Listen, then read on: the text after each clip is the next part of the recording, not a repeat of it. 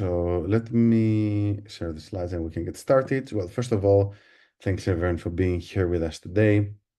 I'm Stelios, the CEO of the Tesseract Academy. We're an organization whose mission is to help professionals as well as companies get started with AI, data science, and Web3. We've been operating for about 7 years now, and we split our activities between education as well as consulting. So in terms of the speakers today, it's me and Dr. Ferry van Echteld. I'm an AI expert and data scientist with more than 10 years of experience, 3 times published author. So my background is very technical. And everything I talk about when I'm discussing AI or when I'm giving you tips really comes from my own experience, right? Most of my career has been with startups, but I've also worked with organizations of all sizes across many industries. Ferry, would you like to share a few words about your experience?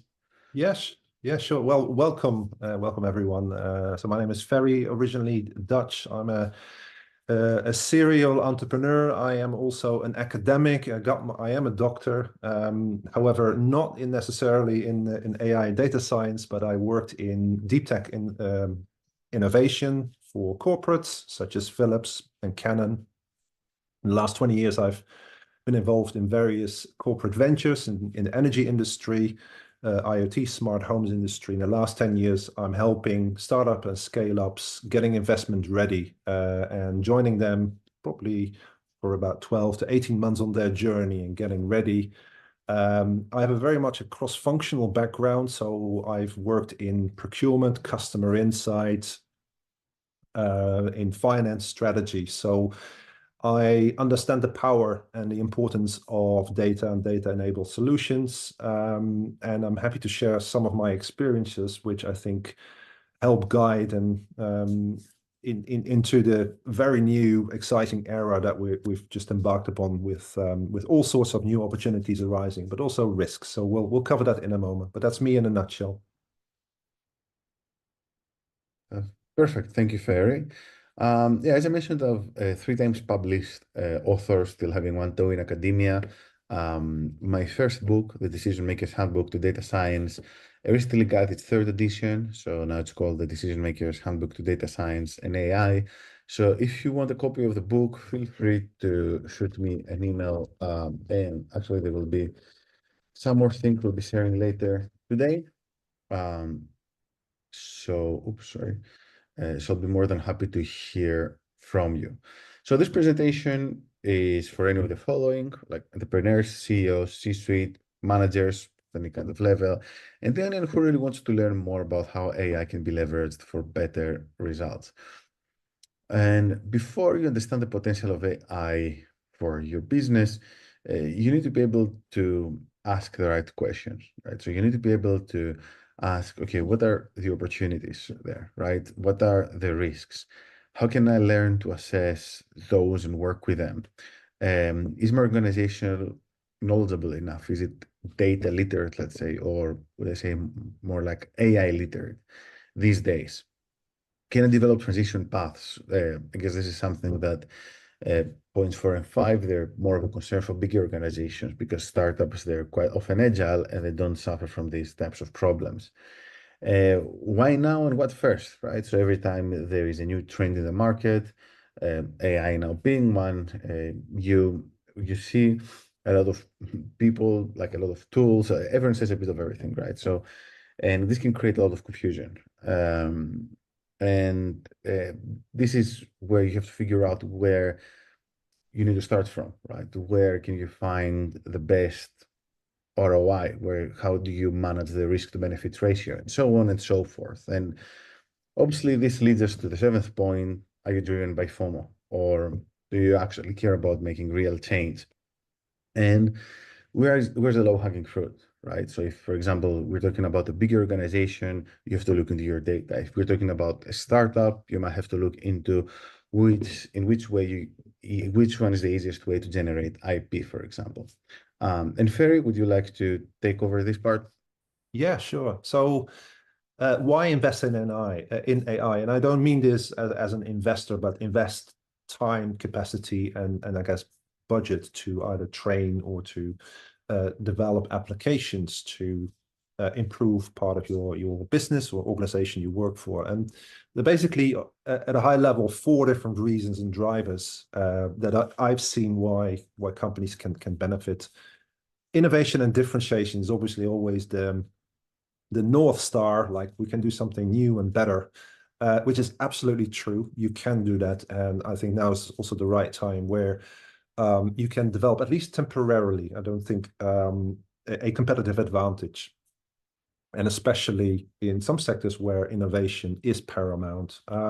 So I've been working with AI applications across the agri-tech sector, cybersecurity, fintech, customer journey redesigns, in the medical industry, around deep learning applications. So it is absolutely essential whether we like it or not. What we see the most viable reason why to invest in AI is actually cost reduction, doing things more with less, a more seamless customer experience, or to write your own emails and spell check. We've all been using AI in one form or another. Enhanced data analysis. I remember 12 years ago, we were looking already at a big data pool around how we can create predictive maintenance for boilers here in the UK. So make sure that right now, winter, we're not leaving any customers out in the cold. So it does give us the tools to now to really quickly and more accessible to do enhanced data analysis. And future-proofing. Business models are bound to be challenged and turned upside down, whether we're in a globalized world or in a more, inward-looking world, which we may enter into.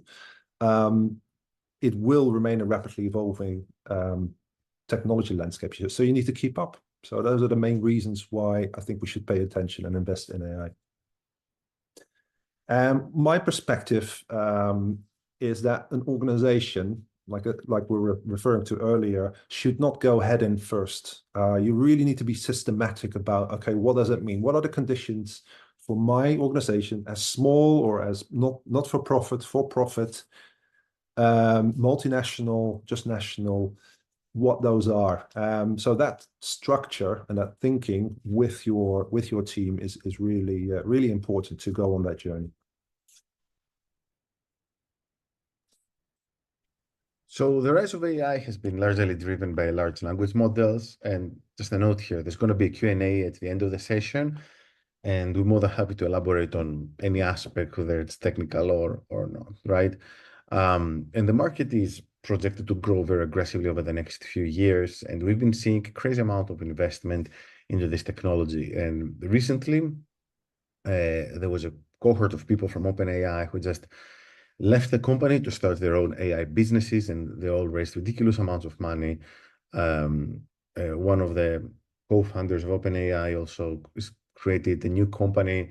He raised, I think, no, actually he left, and then his company was acquired. He was giving a budget of 1 billion, right, to build the next generation of AI. So essentially what we're going to be witnessing in the next few years is a rapid acceleration of this area. So in terms of the differences between AI and more traditional machine learning data science, is that what is now currently called artificial intelligence is primarily focused on automation as well as language. So it becomes an amazing tool in reducing costs, improving productivity, and it provides very good synergies with other technologies. Traditional data science and machine learning is more focused on extracting value from data, which frankly, quite often, this is what the business needs. But now it feels like it's been overshadowed to some extent by the hype around the large language models and AI. However, something which is very important to state is that the hype in AI has also facilitated an increasing popularity in data science and more traditional machine learning techniques. In terms of use cases of artificial intelligence, there's a ton, right? So as I mentioned, most of them now they're around large language models and related technologies in generative AI, like video production and images and so on and so forth. And they all relate to primarily improving productivity or replacing human workers with some form of AI, especially in domains like marketing. That's an extensive list. I'm not going to read it out because we'll be sharing this presentation anyway with anyone who wants to um, learn more about this later. And also in the Q&A session in the end, we're more than happy to elaborate upon each one of those aspects. I guess some of the most prominent case studies are around customer support automation. Vodafone has already taken this step. Fraud detection is one where AI and machine learning, they are used a lot. And this was actually even before the current rise of AI. Recommender systems, so I think any B2C type business these days, like in the retail space or otherwise, is making use of recommendation. Amazon is the most prominent example, but this doesn't mean that this technology cannot be used by smaller companies as well. We have actually built recommender systems for very, very small companies, even startups. Predictive maintenance is another interesting case study. Marketing. So it feels like we're going to enter an era where there's going to be maybe one person doing the work of a whole marketing and sales team through the use of AI. AI in healthcare as well is very powerful. Actually, Demis Hassab is the founder of DeepMind, which is a very big London-based AI company.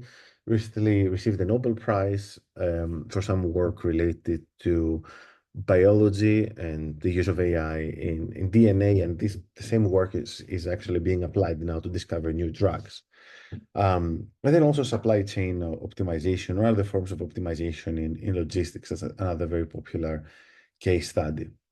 And now let's move on to discuss when data science R&D is worth the investment. Ferry, would you like to take this one over?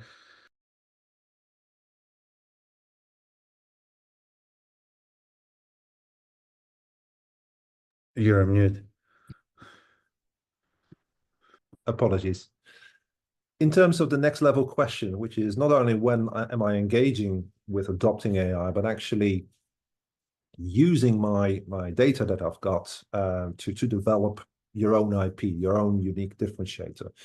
And it sounds very trivial, but you need to have data. And often people don't realize that they are having valuable data.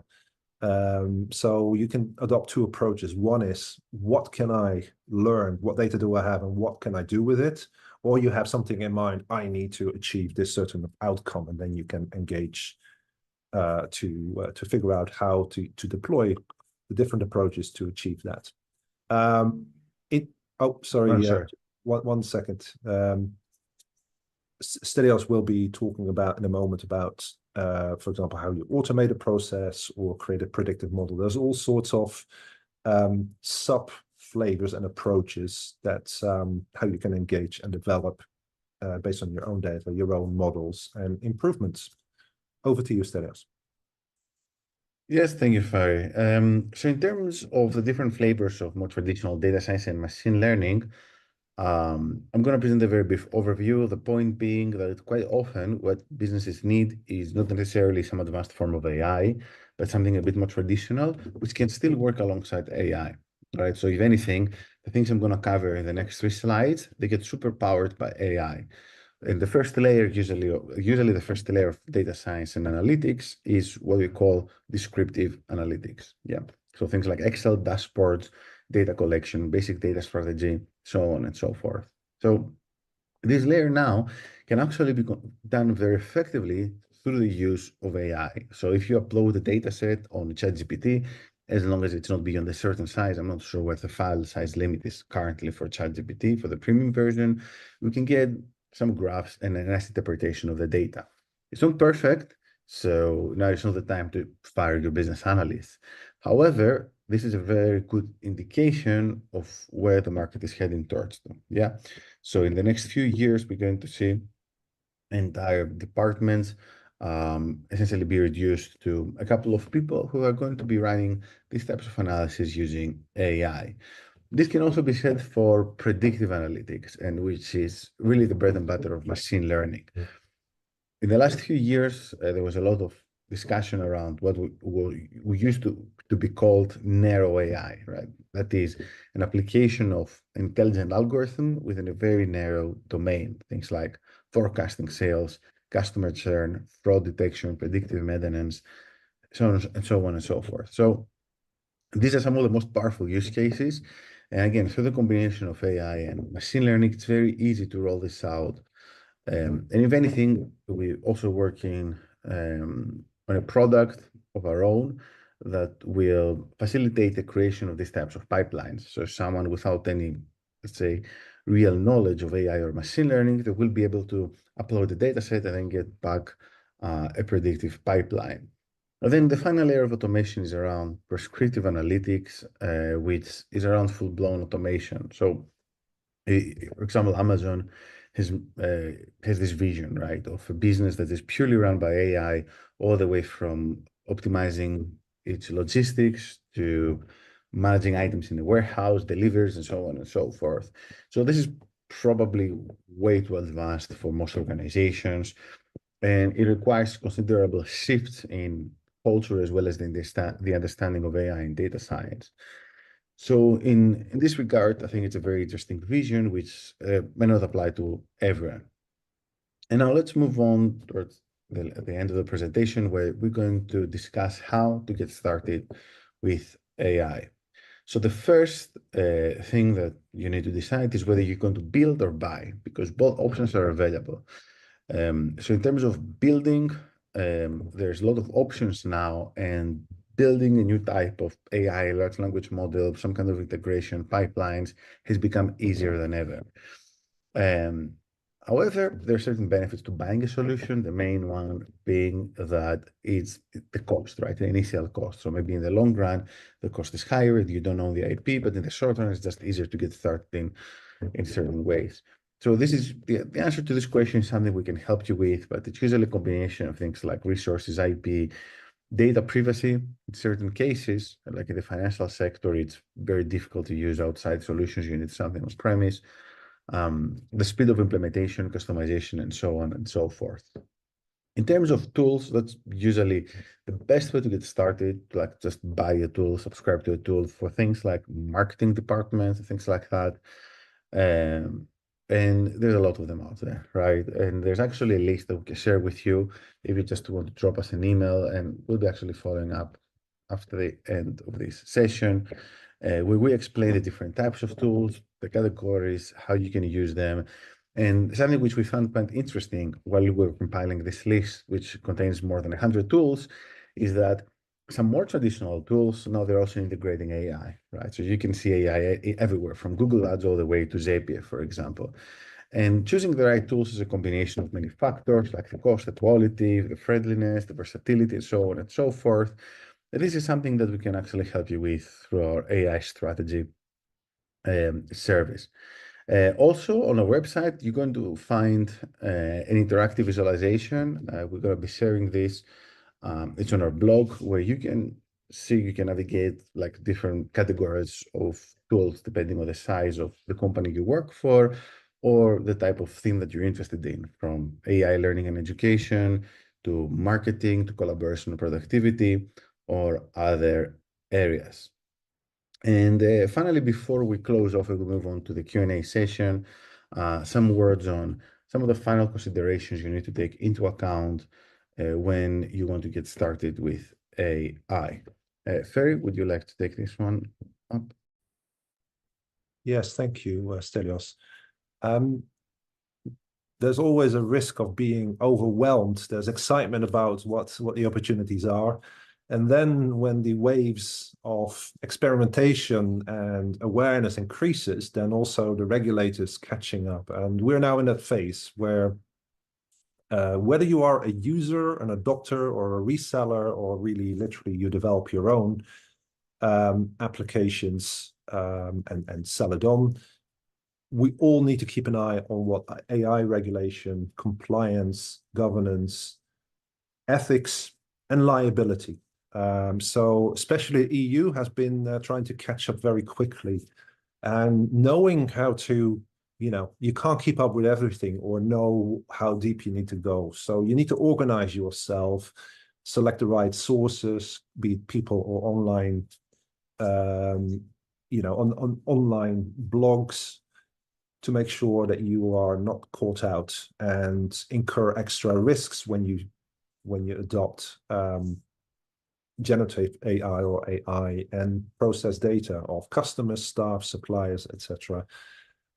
So I'm very keen always as an advocate, as boring as it is, it's incredibly important to know what's going on in these areas. And we'll be organizing separate deep dives, what that means. So stay tuned for some really great speakers, knowledgeable. One of the questions which it is also very important to set the right expectations. How can we develop and protect IP in the era of ChatGPT 5? This has also got to do, again, about legislation. Ireland, EU, California, and different areas, they will all have slightly different views on who is the IP owner, or to what degree has the human being been prompting the creation of something that is really valuable. So again, you'll need expertise or someone who can translate quite quickly to make sure you're not focusing on something that ultimately you can't protect via a patent application. So again, you'll have to seek advice on that. Here are 5 topics, but I'd like to welcome anyone to submit in the chat their burning deep dive as a topic. We can lay that on and organize that for you next year. So some of the topics are, on the top is raising capital for AI driven ventures, with the market having taken a downturn, particularly in the very early stage ventures. So that's coming up on the 3rd of December. The other one topic is really more for our UK audience, which is around how can I qualify and benefit from R&D tax credits. Again, these are all government-backed schemes. So we'll look at that, how that's possible. How can I understand the potential, as we discussed, valuable IP around my AI work? Go-to-market strategy. There's a lot of tools, a lot of people out there saying how they can, promise the world. We're going to take a deep dive of someone who has actually backed his solution up with different sciences, not just AI, but also human sciences. So it will be a discovery rather than a pure promotion. And finally, regulation compliance. We're going to have a deep dive in that as well. We'll also take a US perspective and different in different continents. So please add if something is missing that is a burning topic that matters to you, and we'll try to come up with a good session.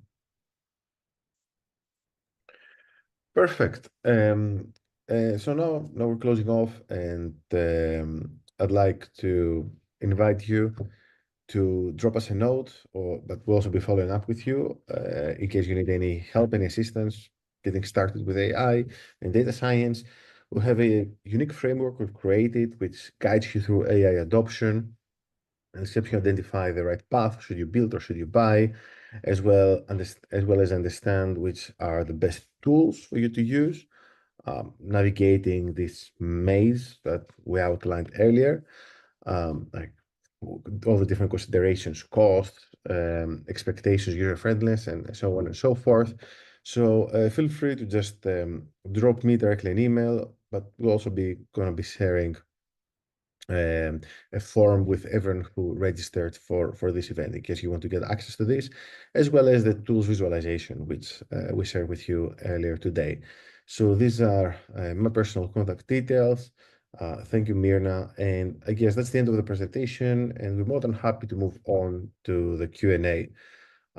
So any questions? I mean, we're a very small crowd today, so feel free to ask anything, even if it's technical.